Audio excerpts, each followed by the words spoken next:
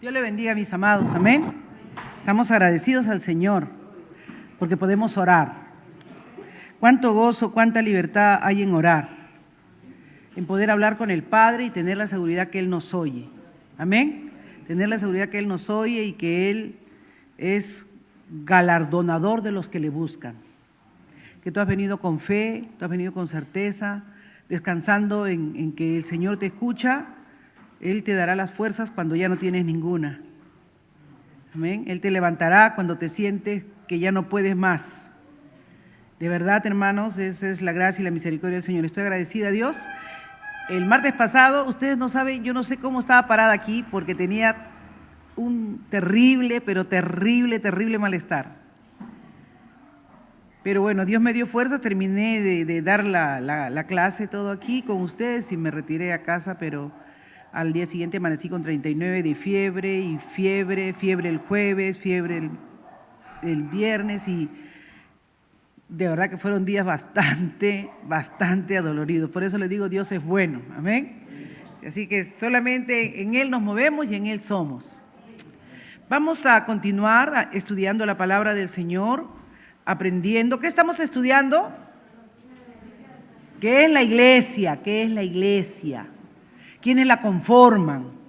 ¿No? La primera parte ya la hemos terminado. Hemos visto la naturaleza de la iglesia y cómo se puede definir lo que es la iglesia, su naturaleza, pero también hemos visto que ahora nosotros somos el nuevo Israel, ¿verdad? Somos ese nuevo pueblo por el pacto y la promesa hecha de que habría alguien que nos haría parte de ese pueblo, siendo una rama injertada al olivo. Amén. Y también vimos la iglesia e Israel, ¿no? ¿Cuál es la relación que tenemos? Hemos visto la iglesia y el reino de Dios.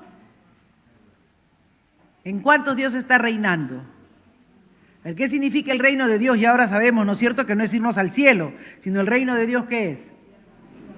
Que Él gobierne nuestra vida. Gloria a Dios, qué gozo. Eso quiere decir que entendimos bien. Que Él tome el trono de nuestro corazón y que no decidamos según nuestros deseos ni según nuestra carne, sino según los planes perfectos de Dios. Qué maravilloso, hermanos, ver que hemos podido entender. ¿Por qué? Porque en el reino del Señor, ¿qué cosa hay? Hay justicia. En el reino del Señor, ¿qué cosa hay? Hay paz. Amén. En el reino del Señor, ¿qué hay? Amor. Oh, sí, hermanos. Es maravilloso. Esta noche vamos a entrar a la segunda parte. Entonces ya terminamos la primera parte, que es, ¿verdad?, la naturaleza de la iglesia. Y ahora vamos a entrar a la segunda parte, que tiene que ver sobre todo con las características distintivas. ¿Por qué hablamos de características distintivas de una iglesia verdadera? Porque lamentablemente esto no es como en el principio, que solamente había una iglesia, ¿verdad?, que eran los discípulos y las que se iban añadiendo a la conversión y a la congregación, sino que de pronto esto se ha multiplicado y ya Pablo en los Corintios hablaba de falsas iglesias y hablaba de congregaciones con herejías. Imagínense ahora, 2000 años después, ¿no?, que hay tantas personas que dicen mi iglesia, mi iglesia, mi iglesia. Y vamos a ver entonces cuáles son las características distintivas de una iglesia verdadera. Amén. Busquen en sus Biblias el pasaje que ya sabemos para la constitución de la iglesia. ¿Cuál es? Mateo 16, del 3 en adelante, ¿no es cierto? Dice, viniendo Jesús a la región de Cesarea de Filipo, preguntó a sus discípulos diciendo, ¿quiénes dicen los hombres que es el Hijo del Hombre? Ellos dijeron, unos Juan el Bautista, otros Elías y otros Jeremías o alguno de los profetas. Y Él les dijo, ¿y vosotros quién decís que soy yo? Respondiendo Simón Pedro dijo, tú eres el Cristo, el Hijo del Dios viviente. Entonces le respondió Jesús, bienaventurado eres Simón, hijo de Jonás, porque no te lo reveló carne ni sangre, sino mi Padre que está en los cielos. Y yo también te digo que tú eres Pedro, y sobre esta roca edificaré mi iglesia, y las puertas del Hades no prevalecerán contra ella. Y a ti te daré las llaves del reino de los cielos. Y todo lo que atares en la tierra será atado en los cielos, y todo lo que desatares en la tierra será desatado en los cielos. Entonces mandó Jesús a sus discípulos que a nadie dijesen que Él era Jesús, el Cristo. Padre, venimos delante de tu presencia en esta noche. Toma del carbón encendido de tu altar y pásalo por mis labios. Limpia todo aquello que no es tuyo, Señor. Oh Espíritu Santo, que tu poder revelador siga afirmando, siga sosteniendo, siga ministrando, siga haciéndonos crecer en tu gracia y en el conocimiento tuyo, Señor, que es lo único que nos puede llevar a la verdadera libertad en Cristo Jesús. El único que puede hacer que el pecado ya no reine ni gobierne en nosotros. Que ahora, Señor, podemos disfrutar de que el pecado ya no tiene poder sobre nosotros. Oh Dios, en el nombre de Jesús, oramos así. Amén y amén. Tomen asiento, mis amados. Entonces, miren, ser parte de una iglesia, estar constituidos dentro del cuerpo de Cristo, dice aquí que nos ha dado el Señor a la iglesia, a la congregación, el poder para poder prevalecer contra las mismas puertas del enemigo. O sea que somos tentados, es cierto, todos somos tentados, no hay ninguno de nosotros que no puede decir que no es tentado. ¿Quién no tiene una tentación? De repente lo que me tienta a mí no te tienta a ti, pero el diablo que anda como león, no es león, pero es como león rugiente buscando a quien devorar, él conoce perfectamente tus debilidades y te va a tentar por donde te puede tentar. Pero ¿qué dice la palabra del Señor? Que cuando tú eres parte del cuerpo de Cristo, cuando tú tienes esa revelación del Señor, tienes autoridad para que el mismo infierno no te pueda sujetar, no te pueda esclavizar, sino por lo contrario, tú prevaleces contra ella, porque te sostienes en la roca que es Cristo Jesús. Qué importante es este pasaje, y lo estamos repitiendo cada vez que estamos viendo la iglesia, porque el Señor le dijo que dependía mucho. ¿De qué dependía? ¿Por qué todos los demás no respondieron? ¿Quién dicen los hombres que es el Hijo del Hombre? Esa comprensión de quién es Cristo, de lo que Cristo hizo, de lo que Él ha ejecutado a favor de los hombres, su sacrificio expiatorio perfecto, esa comprensión clara es lo único que te permite a ti y a mí tener la seguridad de que estoy en el camino correcto, de que no es una ilusión,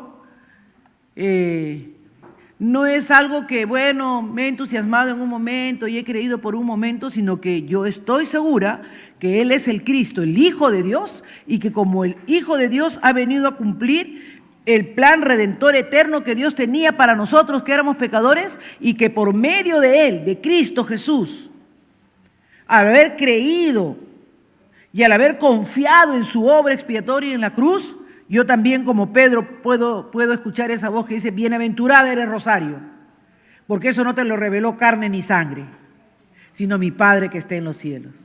Cuando tú llegas a tener una comprensión de quién es Cristo, de lo que ha hecho por ti, y que comienzas a valorizar genuinamente de cómo Él te puede hacer libre de todas tus debilidades, de todos tus apetitos, de todos tus deseos, de cómo te puede dar control, de cómo te puede dar dominio propio, para vencer aquello que por naturaleza no puedes.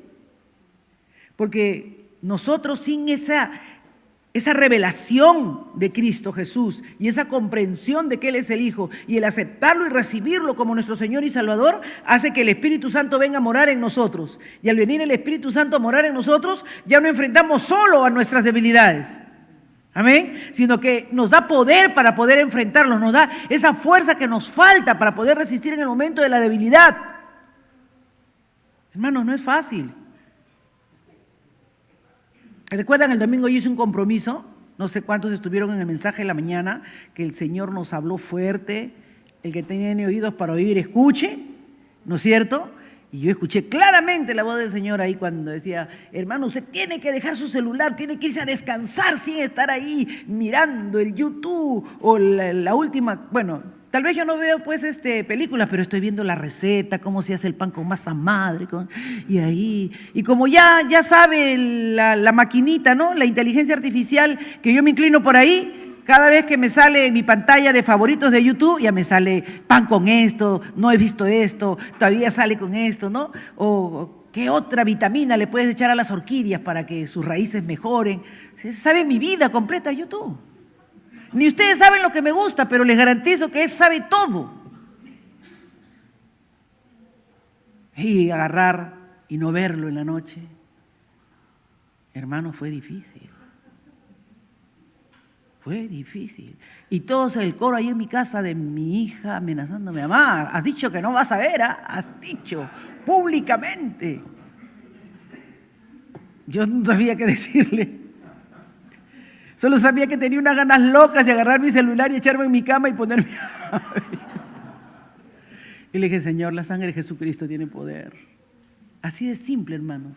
Solo bastó que abriera mi boca y dijera, la sangre de Jesucristo tiene poder. Tú no nos has dado espíritu de cobardía, sino de poder, de dominio propio. ¿Qué va a poder este celular más que uno? Y lo dejé a un costado, hermano, y me tiré en la cama y Dios me mandó un sueño reparador hasta las 5 de la mañana. No sé si el Espíritu Santo me dopó, no sé qué hizo. Pero se dan cuenta, hermanos, Dios tiene poder. Y eso es lo que dice aquí, Simón, bienaventurado eres, hijo de Jonás, porque esa revelación de que Cristo Jesús es el Hijo de Dios, el que tiene poder para libertarte, para romper las ataduras, las ligaduras de impiedad que hay en tu vida, no viene por revelación de carne y sangre, viene por revelación del mismo Padre que está en los cielos, es del Espíritu Santo. Y yo te digo que tú eres Pedro. Entonces, eso dice el Señor, ¿no? Yo te digo a ti, Rosario, yo te digo a ti, Carlos, yo te digo a ti, Josué, a quien fuera que esté en esta noche, que cuando llegas a tener esa comprensión de quién es Dios, Dios te entrega llaves. Son llaves de autoridad para abrir y para cerrar. Cuando tú dices, Señor, en tu nombre, Padre, quítame esta ligadura de impiedad, te tiras al piso, te pones a orar, Dios oye tu oración. Y si estás congregado aquí, esa oración que hacemos en conjunto todos, oh hermanos, tiembla el cielo porque tiene que ejecutarse, ya que está escrito. Todo lo que la iglesia y todo lo que atares en la tierra será atado en los cielos, y todo lo que desatares en la tierra será desatado en los cielos. Esta es una maravillosa verdad para la iglesia. Entonces, esta iglesia maravillosa no es cualquier iglesia. Pablo dice que ya en el tiempo en que él estaba, no era difícil identificar la verdadera iglesia, porque una verdadera iglesia siempre tenía su obispo, ¿no? Tenía sus ancianos y los discípulos o la congregación que se reunía ahí. Y había un templo, podía ser también una sinagoga, podía ser también una casa. Ustedes saben que al principio no necesitaban un local propio. Alguien abría las puertas de su casa, ahí se reunían y ahí se hacía el servicio y era una iglesia. Pero, ¿qué características? ¿Qué lo hacía? ¿Qué hace iglesia a una iglesia? ¿En qué verdaderamente viene la validación? ¿Por qué? ¿Por qué es importante esto ahora? ¿Por qué es importante? Porque, como les digo, en el principio había una sola iglesia, se reunían, oraban los himnos, ¿qué dice? Cantaban los himnos, oraban, ministraban la palabra del Señor, decían el Señor dijo esto, recordemos lo que dijo en el Sermón del Monte, bienaventurados, y repetían todas las enseñanzas de Cristo. Recordaban el Antiguo Testamento, es cierto, porque tenían los manuscritos del Antiguo Testamento, pero ya no los leían como eran enseñados por los fariseos o por los saduceos, sino como Cristo les había instruido, como Él les había enseñado, porque recuerdan que Él decía, oísteis que fue dicho, mas yo os digo, oísteis que fue dicho, mas yo os digo. Entonces, había una sola iglesia, y había una congregación, y habían ancianos, y ahí estaban ellos reunidos. Terminaba el himno, terminaba la reflexión del pergamino o de la palabra que habían estudiado, ¿y qué tenían que hacer? ¿Qué falta? A ver, Ya habían meditado, ya habían escuchado. ¿Qué más faltaba? ¿Qué hacían? ¿Qué dijo el Señor que hicieran? La cena, muy bien. Entonces se instituyeron los sacramentos. El bautismo, a todo el que creyere y fuere bautizado, ¿no es cierto? Es uno de los sacramentos. Y el siguiente es, cada vez que se reúnan, harán esto en conmemoración mía, la cena del Señor. Tenían que compartir la Santa Cena, partir el pan y el vino.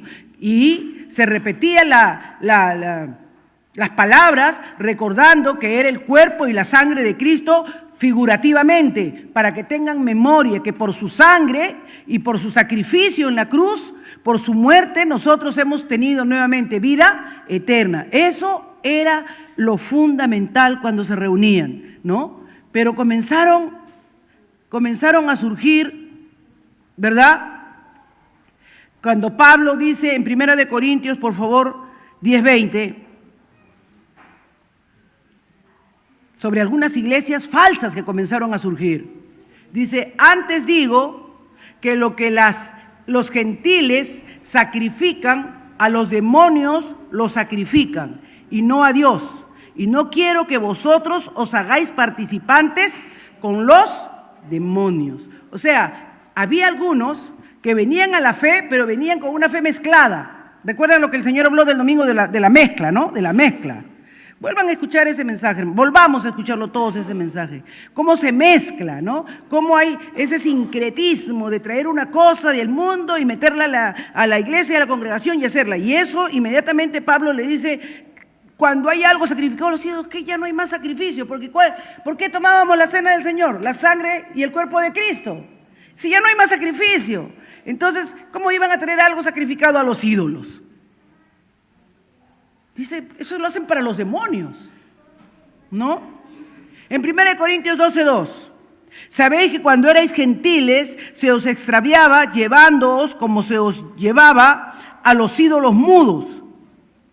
O sea, cuando tú no conocías el Evangelio, cuando tú no conocías a Dios, les dice, cuando ustedes estaban perdidos en sus delitos y pecados, eran llevados por los ídolos mudos, cargaban a sus ídolos, a su diosa Venus, a su diosa, a cualquier ídolo que había por ahí, ¿no? Estos templos paganos, por cierto, eran iglesias falsas, tenían ídolos falsos. Es por eso, hermanos, que nosotros tenemos que ver claramente que no podemos tomar con ligereza ser miembros de una iglesia.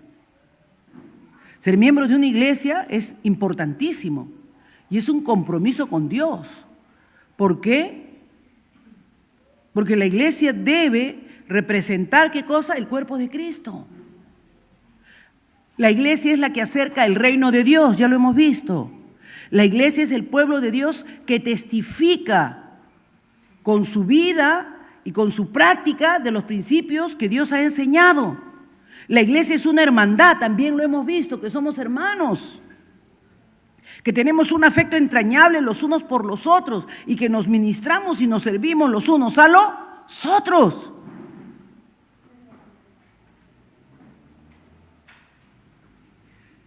Miren en Filipenses 2, para que nunca lo olviden.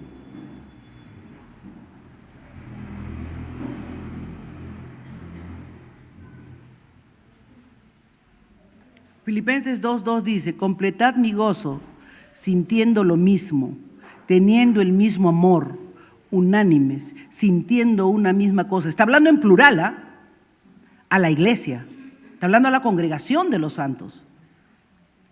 Nada hagáis por contienda o por vanagloria, antes bien, con toda humildad, estimando cada uno a los demás. Estimando cada uno a los demás como superiores a él mismo, no mirando cada uno por lo suyo propio, sino cada cual también por lo de los otros. Haya pues en vosotros este sentir que hubo en ¿quién? Esa es la congregación de los santos. Esa es la iglesia del Señor, la que Él compró con su sangre. Entonces, cuando nosotros vemos, ¿no? ¿Qué debemos mirar? ¿Qué debemos buscar en una iglesia verdadera? ¿Cómo sabes tú que estás en la iglesia correcta? ¿Qué es lo que tienes que identificar? Este problema surge con mayor fuerza cuando se da la reforma. Recuerden que anteriormente, ¿no? La reforma resultó crucial para saber cuál era una verdadera iglesia. ¿Por qué? Porque un buen grupo de clérigos que pertenecían a la iglesia tradicional, que era la iglesia católica romana, justamente se habían levantado porque no estaban predicando el evangelio como debían predicarse. De ahí viene pues la reforma, ¿no? Hasta ahí se tenía la idea, según como dictaba la iglesia católica, se seguía eso, pero ellos comenzaron a vender las indulgencias, y en la Biblia que hemos leído, que estaba en alemán, que puede estar en el idioma que quieras estar, dice lo mismo, que la salvación era por gracia, por la fe. Y entonces, ¿por qué la vendían? Le vendían indulgencias. O sea, tú podías cometer, la hermana Charo me cae mal, yo la odio. La puedes odiar, te cuesta 100 monedas. Entonces tú comprabas tu perdón con las 100 monedas, eso se llamaba indulgencias. ¿Dónde estaba eso? Cuando descubren los estudiosos celosos de buscar las cosas de Dios, en ese está el famoso Lutero, que no tenía nada que hacer el hombre, que esto era por gracia, era por creer lo que Cristo había hecho. Entonces, él va a Roma y como estudioso, erudito de la palabra, lo quiere exponer, va a la dieta, va a diferentes instancias, porque él nunca quiso salirse de la iglesia. Él quiso hacerles entender que habían tergiversado el evangelio y que ese no era el evangelio. Entonces, cuando no lo aceptan, lo rechazan, lo excomulgan, él tiene paz, porque entiende que la iglesia había, ¿qué cosa? Se había desviado de la verdad. Y entonces, ¿cómo reconocemos la verdadera iglesia? ¿Cómo debe ser la verdadera iglesia? ¿Qué es importante para que una iglesia sea verdadera? ¿Qué cosa es importante? Primeramente, la iglesia es la congregación ¿de qué cosa? De los santos, en los que se enseña correctamente el evangelio. Se enseña correctamente el evangelio y se administra apropiadamente los sacramentos. ¿Qué sacramentos? El bautismo y la Santa Cena. Repito, la iglesia somos todos nosotros, la congregación de los santos. Pero ¿qué es lo principal característica que tú tienes que buscar en una iglesia verdadera? ¿Cuál es la característica principal? Que se enseñe correctamente el evangelio y se administre apropiadamente los sacramentos. Esa fue la definición que tanto llegaron a estar de acuerdo Calvino y Lutero, que fueron los primeros reformadores. Si eso tiene, es una iglesia, decían ellos. Más adelante otros reformadores le añadieron una tercera característica que decía, y también que aplican el ejercicio correcto de la disciplina eclesiástica. O sea, tomando, ¿no?, el hecho de que si tú perteneces a una comunidad de fe, donde tienes que llevar una vida santa de testimonio, y tú transgredes, faltas a ese testimonio de vida santa que debes llevar, la iglesia, por salvar tu alma, te debe disciplinar. La disciplina que te aplica la iglesia no es para condenarte, no es para señalarte, es para que entres en la corrección y te arrepientas, porque el mayor pecado, el mayor temor no es lo que te pueda pasar aquí, sino que tu alma esté en peligro. Porque nosotros creemos en el infierno, ¿no? El infierno existe. Por eso dice que hemos dicho en Mateo 16, las puertas del Hades, las puertas del infierno. Las puertas del infierno, hermanos, son un portón. ¿No ves que van a recibir en mancha al mundo? Sí, eso va a ser por multitudes, ¿no? Es un portonazo, hermano. Pero, ¿dónde estamos preservados nosotros? En la iglesia. Porque esa voraz del infierno no nos puede absorber porque nosotros estamos amparados y protegidos por Cristo Jesús.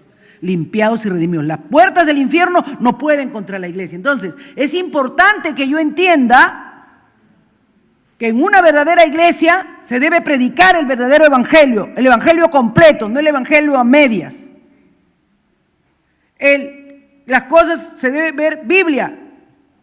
Hermanos, a veces yo estoy buscando un mensaje para ver qué han predicado sobre tal tema. Por ejemplo, busqué varios sobre las marcas de una iglesia verdadera, busqué varios, ¿no?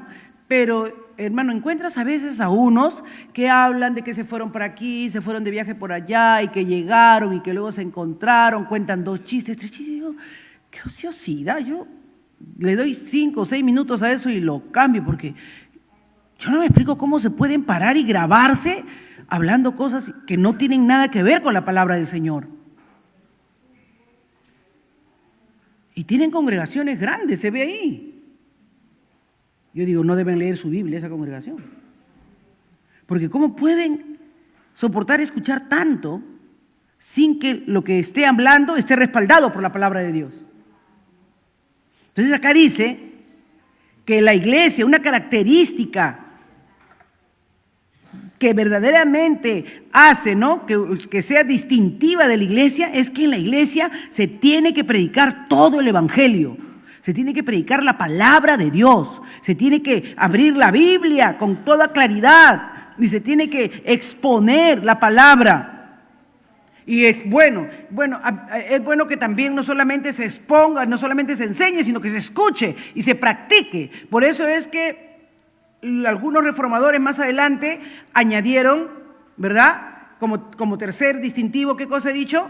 La disciplina eclesiástica, ¿no? O sea que la iglesia tiene la potestad y la autoridad para poner en disciplina a los hermanos que no están viviendo, que son parte de la comunidad, pero no están viviendo conforme a lo que dice la palabra de Dios, ¿no? Acá dice la palabra de Dios, no os embriaguéis con vino. Y después por ahí anda medio borrachín andando y es miembro de la iglesia. Entonces lo primero que hay que hacer, llamarlo al orden, pedirle que se arrepienta, ¿no es cierto? Y decirle, hermano, esto dice la palabra del Señor. Eso que usted ha hecho no es correcto. Usted va a estar sentadito 2 meses sin poder participar de la cena del Señor. Eso era, hermanos, la peor disciplina que le podían poner a alguien. Porque ustedes se imaginan que ya no seas participante de la sangre y del cuerpo de Cristo. ¡Ey! Si era lo que Cristo fue lo primero que mandó, que si somos su pueblo, que si somos su iglesia, lo que más debemos buscar que participar es de la Santa Cena. Porque nos hacemos comunión, es comunión con Cristo, es unión con Él. Dice, pruébese a sí mismo. Es una prueba que nosotros hacemos, si no nos caemos muertos es porque todavía por la misericordia de Dios estamos aquí. Por eso dice, muchos andan enfermos entre vosotros porque toman indignamente la cena del Señor. Entonces acá es importante, en la verdadera iglesia siempre debes encontrar que hay una palabra sana, que hay una palabra correcta, que siempre se está preparando a gente para bautizarse y que regularmente se da la cena del Señor. Amén. Regularmente se da la cena del Señor para que el pueblo del Señor pueda reflexionar, pueda meditar sobre su propia condición espiritual y que de vez en cuando aplica la disciplina a alguno que se ha salido de ella, ¿no? Que ha cometido una falta, que ha cometido un pecado, que ha cometido un error, se le aplica la disciplina del Señor. ¿Para condenarlo? No. ¿Para restaurarlo, hermano, para restaurarlo. Por eso cuando nosotros sabemos que de repente nos llegamos a enterar que algún hermano está en disciplina, Póngalo en oración, ore, dile, Señor, sigue tratando con él o sigue tratando con ella, bendícela, llámala, Señor, al orden, llénala de tu Espíritu Santo, Señor, que anhele, que desee, que no vea la hora de que ya se pasen esos meses para que pueda estar nuevamente tomando la comunión, compartiendo tu Santa Cena, Señor, para que no se sienta aislado, no se sienta que está siendo corregido. Hermanos, la cena del Señor, ser parte del cuerpo de Cristo, es un alto privilegio, es un alto privilegio. Y nosotros tenemos que tener en claro que la iglesia de Jesucristo hace estas cosas. Pero cuando no es una iglesia que verdaderamente es bíblica, aunque parezca. Por ejemplo, la iglesia mormona. ¿Por qué el Concilio de Iglesias Cristianas no la considera a la iglesia mormona una verdadera iglesia? ¿Saben por qué? Porque no le dan la deidad que le corresponde a Cristo. Número uno, no le dan la deidad que le corresponde a Cristo. Ellos lo ven como un segundo Dios, pero no lo ven como un Dios igual al Padre. Tercero, creen que el Espíritu Santo es una fuerza, no una persona. Cuarto, ellos no creen que la Biblia es suficiente, necesitan su libro de Mormón, de Moroni, del profeta Moroni, su libro de perlas de gran precio, y todo eso complementa, según ellos, las explicaciones de los evangelios. Entonces, una herejía completa. ¿Se dan cuenta? Si no conociéramos lo que dice la palabra del Señor, que no le añadirás ni una jota, ni una tilde, ni una tilde. Entonces, ¿cómo nos atrevemos a añadir un libro más? Entonces, ya desde ahí nosotros vamos haciendo nuestras pitas. No, esta no es la iglesia verdadera. Y así vamos mirando, hermanos, a la luz de la palabra del Señor, qué es lo que dice la palabra del Señor y qué es lo que hace que sea una verdadera iglesia. Es la administración del bautismo, la administración de la Santa Cena. Por eso, hermanos, que ahora para el bautismo nosotros preparamos casi un año.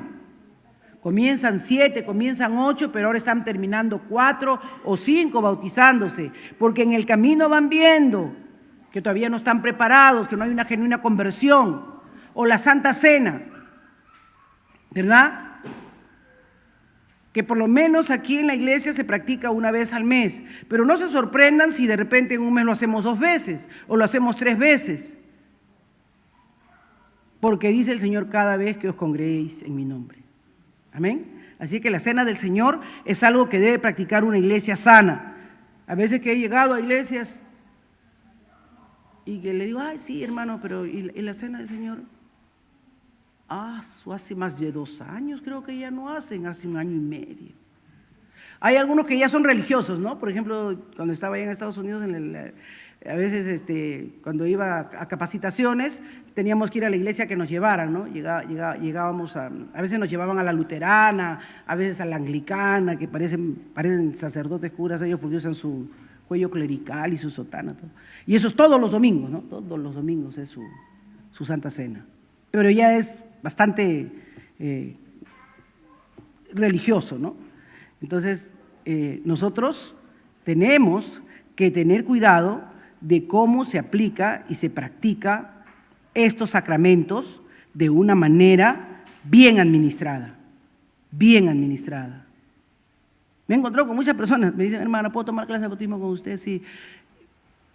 Claro, ¿te vas a bautizar? No, yo ya me bauticé, pero yo nunca tomé clase de bautismo. ¿Cómo te bautizaste?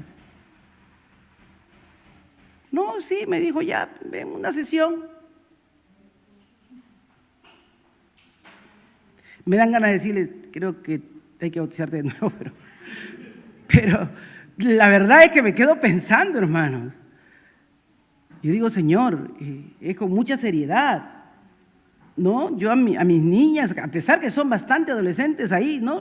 Me miran ahí, la que han sido mis alumnos, interrogándolas ahí, enseñándoles la palabra, haciéndoles que repitan, preguntándoles si son conscientes, porque a veces hemos entusiasmado, les hemos preparado ya todo bien, cada clase, y cuando al final de cuentas no habían entendido bien, entonces nos hemos dado golpes de pecho. Entonces hay que administrar bien los sacramentos del Señor, sea el bautismo, sea la cena del Señor, ¿ok?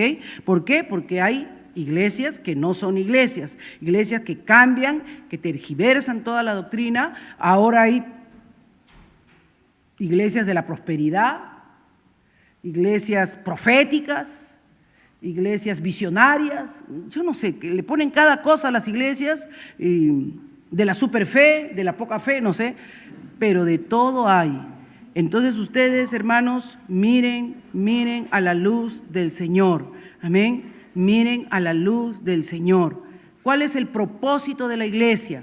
¿Cuál es el propósito de la iglesia? Vamos a ver en Colosenses 3:16 y ahí nos vamos a quedar para continuar la próxima semana. Amén.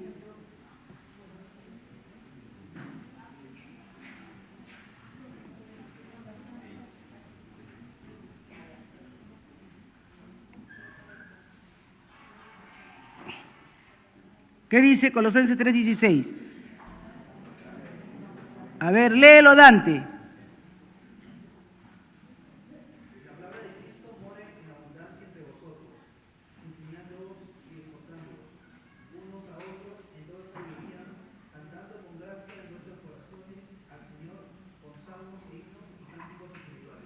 Amén. Entonces, uno de los primeros propósitos de la iglesia, que es ministrar a Dios, servir a Dios, alabar a Dios. ¿Cómo servimos, cómo ministramos a Dios cuando venimos acá a la iglesia? En la adoración, cánticos, himnos, salmos. Ahora hemos cantado preciosos himnos, preciosos coritos. Ese es el primer propósito que tenemos en la iglesia y lo vamos a reforzar la próxima semana este punto. Pero otro ministerio que tenemos dentro de la iglesia, otro propósito de la iglesia que tenemos.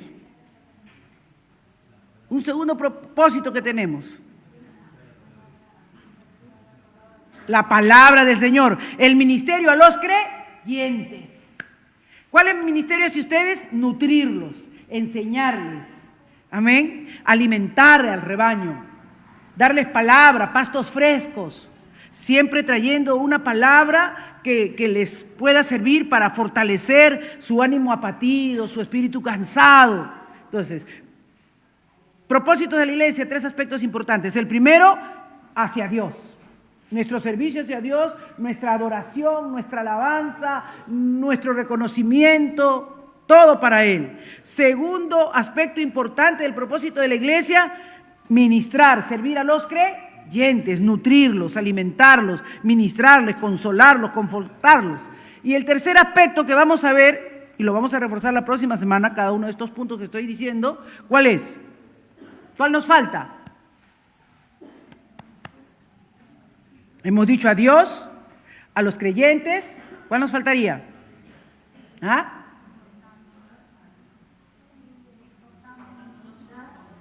Ya, pues eso seguimos siendo creyentes. ¿A quién nos falta?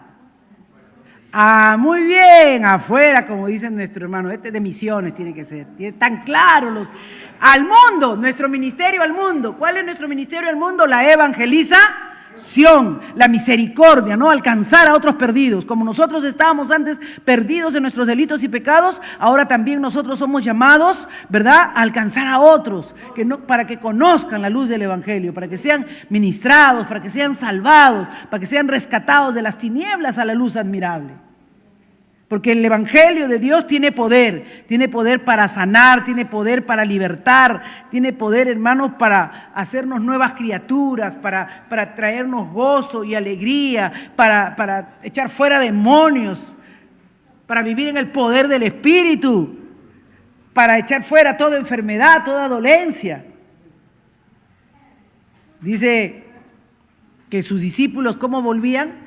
Gozosos, ¿no? Contentos. Cuando le mandó a los 70, y que regresaban regocijados, decía: Señor, hasta los demonios se nos sujetan. Y por jactanciosos, por ahí hubo uno que no pudieron sacar, y dijo: Señor, ¿por qué no pudimos sacar a este? ¿Por qué te sale con oración y ayuno? Le dijo. Hermanos, vamos a quedarnos ahí. Pero la iglesia, cada vez amo más a la iglesia. Amén. Pero quiero que cada uno de ustedes entiendan que ustedes son parte de esta iglesia. Y que tenemos un compromiso maravilloso, que tenemos una responsabilidad eterna con Dios. Vamos a empezar a experimentar, hermanos, lo que significa ser parte del cuerpo de Cristo.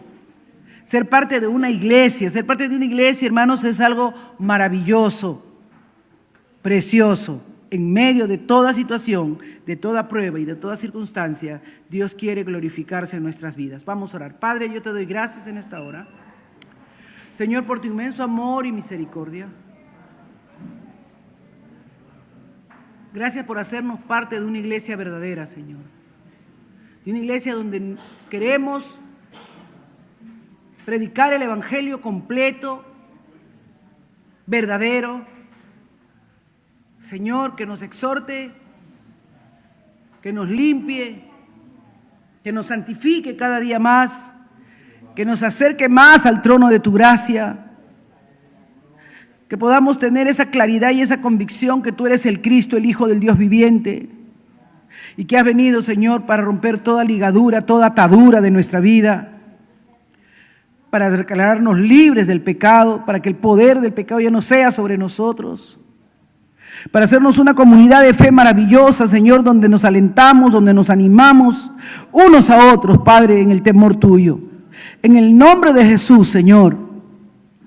Si alguno en esta noche ha venido atado, desanimado, desalentado, decaído, Padre, tu Espíritu Santo le ministre, le haga sentir que es parte de un cuerpo vivo, santo, comprado a precio de sangre, Señor, para que sean libres de ataduras, libres de molestias, que puedan venir a ti confiadamente, Señor, por fe, para pedir que los hagas libres, oh Dios, porque hay muchos que andan atados, Señor, muchos que andan cautivos, aprisionados. Tú eres fiel y maravilloso, Señor. Gracias, Dios. Amén. Dios le bendiga, mis amados.